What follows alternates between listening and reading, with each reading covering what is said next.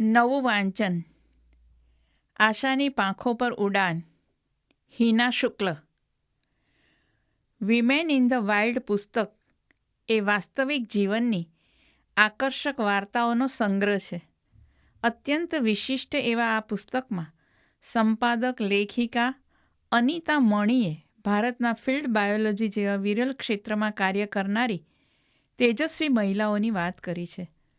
આ સ્ત્રીઓએ તેમનું સમગ્ર જીવન વન્યજીવન અને પર્યાવરણના સંરક્ષણ અને જાળવણી માટે સમર્પિત કર્યું છે.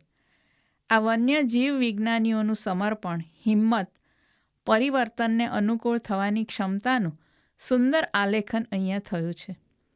આ જીવ વિજ્ઞાનીઓનું ધ્યેય અને તેની સફળતા માટે આ વિદુષીઓએ સહન કરેલા બહુવિધ પડકારોનું વર્ણન અહીં છે.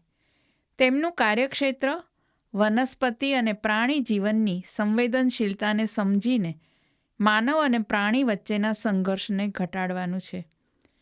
મનુષ્ય અને પ્રકૃતિના જોડાણની વાત અહીં છે. આ નારીઓને મન પ્રાણી અને વનસ્પતિ સૃષ્ટિનું સંરક્ષણ કરવું એ જ જીવન જીવવાની એકમાત્ર સાચી રીત છે. આ જીવવિજ્ઞાનીઓએ અનુભવેલી ભાવનાત્મક, સામાજિક, સાંસ્કૃતિક લડત પણ અહીં દર્શાવાય છે. સ્થાનિક સમુદાયો સાથે વિશ્વાસસભર વાર્તાલાપ કરીને આપણી સંસ્કૃતિને સાચવવાના ભગીરથ કાર્યમાં પણ તેમનો ફાળો છે. અનિતા મણીએ આ મહિલા વિજ્ઞાનીઓની વિશ્વ સફરને એક કથા રૂપે પ્રસ્તુત કરી છે, જે પ્રેરણાદાયી અને વિચાર પ્રેરક બને છે. શિકાર સામે લડવા અને ભયંકર પ્રાણીઓને બચાવવાથી લઈને ઇકોસિસ્ટમને પુનઃસ્થાપિત કરવા સુધીની દરેક વાત આ નાયિકાઓના કાર્ય પ્રત્યેના સમર્પણ ભાવને સુંદર રીતે આલેખે છે. અહીં જુદા જુદા ક્ષેત્રના જાણીતા લેખકોના લેખો છે. પ્રારંભ સ્વતંત્ર ભારતના પ્રથમ બર્ડ વુમન તરીકે જાણીતા થયેલા જમાલ આરાથી થાય છે. તેઓ વન્યજીવનના અગ્રણી સંરક્ષણવાદી, પક્ષીશાસ્ત્રી, પર્યાવરણશાસ્ત્રી હતા.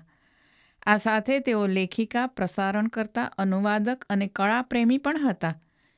વન્યજીવનના ઇતિહાસકાર, વાર્તા લેખક રઝા કાઝમીએ જમાલ આરાનું હૂંફાળું અંગત ચિત્ર અહીં દોર્યું છે. ટર્ટલ ગર્લ તરીકે જાણીતા થયેલા ભારતના પ્રથમ સ્ત્રી હર્પેટોલોજિસ્ટ જે વિજયા વિશેની વાત 20થી પણ વધુ પુસ્તકોના લેખક, શિક્ષણવિદ ઝાઈ વિટકરે કરે છે.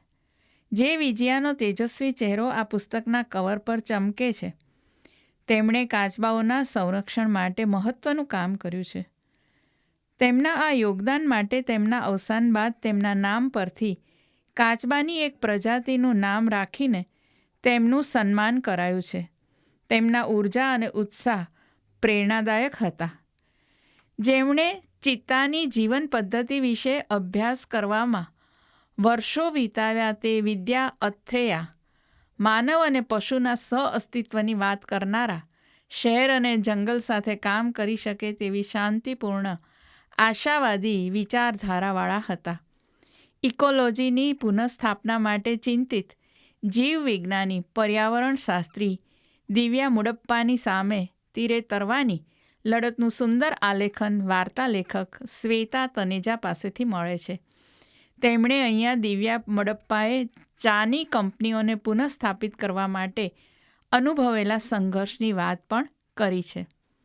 તદુપરાંત અહીં વાઘ અને બીજા પશુઓના જનન ક્ષેત્રે ઉત્સાહભેર કામ કરનાર ડૉક્ટર ઉમા રમાકૃષ્ણનનું આલેખન પ્રેરણાસિંહ બિન્દ્રા દ્વારા થયું છે.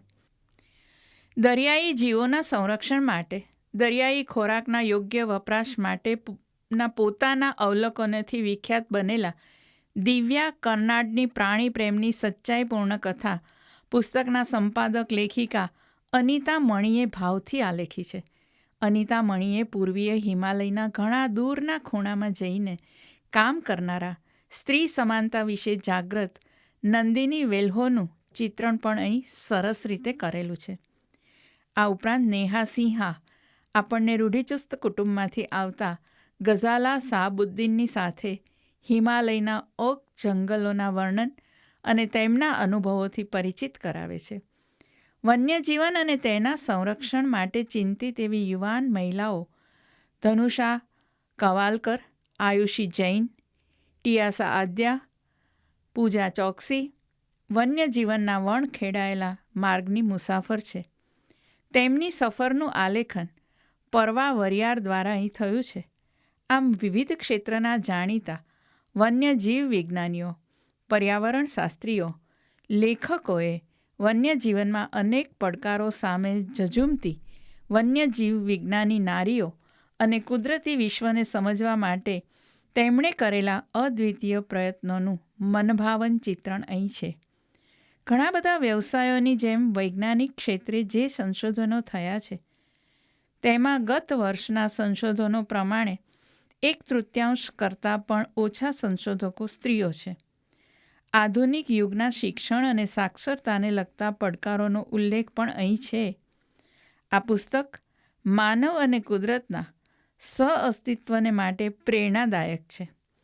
પર્યાવરણનું સંરક્ષણ, તેની પુનઃસ્થાપના જેવા જટિલ વિષયની આંતરદ્રષ્ટિ અહીં દેખાય છે, જેની સમગ્ર સમાજે નોંધ લેવી જરૂરી બને છે.